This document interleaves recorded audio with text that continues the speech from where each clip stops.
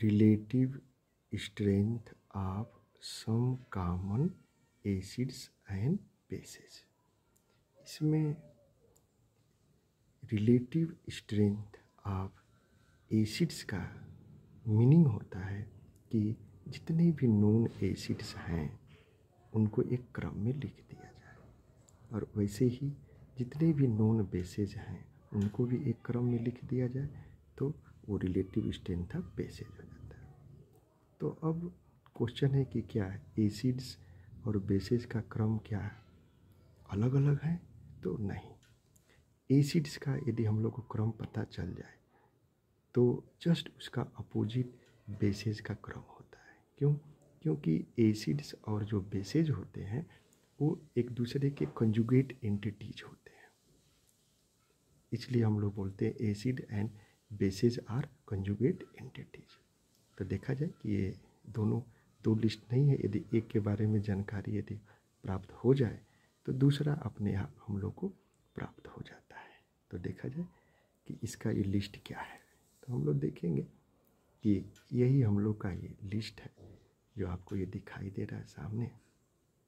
Acid और bases का ये लिस्ट है। तो हम लोग एसिड्स को जो आपको ये दिखाई दे रहा है सारा, एसिड को हम लोग जनरल तरीके से एच से दिखाते हैं, और इसी एसिड में से H+ रिमूव कर देते हैं तो जो रेस्ट पार्ट बचता है उसको हम लोग कंजुगेट बेस से बोलते हैं। जैसे A- हो गया।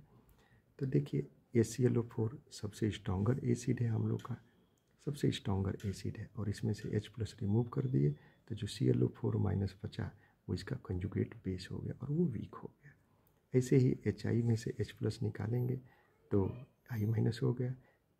ऐसे ही हम लोग रेस्ट में से निकालते चले जाएंगे तो देख रहे हैं कि ये आपको लिस्ट तैयार हो जाएगी जो आपको दिखाई दे रहा है। ऐसे ही आपको सबसे लास्ट में आपका H2, इसमें से H+ रिमूव करेंगे तो H- बच जाएगा।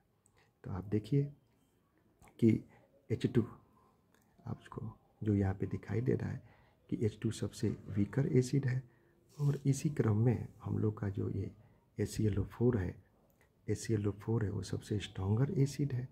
तो देख रहे हैं कि इसका एसिड स्ट्रेंथ का यही क्रम हम लोग को दिखाई देगा, यही दिखाई देगा कि ये सबसे वीकर है और ये सबसे क्या है, स्ट्रॉन्गर दिखाई देगा। और जैसे इसी का अपोजिट, तो आप देख रहे हैं कि यहाँ पे कि H2 सबसे हम लोग का वीकर एसिड है, तो इसमें से H+ निकालेंगे तो जो H- होगा वो स्ट्रॉन्गर बेस हो जाएगा। तो H- स्ट्रॉन्गर बेस है, और इसी क्रम में आपको ये जो दिखाई दे रहा होगा कि ClO4 जो माइनस है वो सबसे वीकर है। तो देख रहा है ये वीकर है, और ये सबसे क्या है, जो H- है हम लोग का वो सबसे क्या है, स्ट्रॉन्गर है।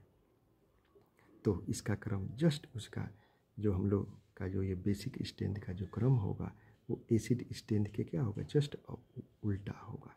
तो देख रहे हैं ये इंक्रीजिंग ऑर्डर में है, तो इसका जस्ट ये क्या है, आपको ये दिखाई दे रहा है ये डिक्रीजिंग ऑर्डर में। जस्ट ये आपको लर्न हो गया तो ये अपने आप ऑटोमेटिकली लर्न हो जाएगा।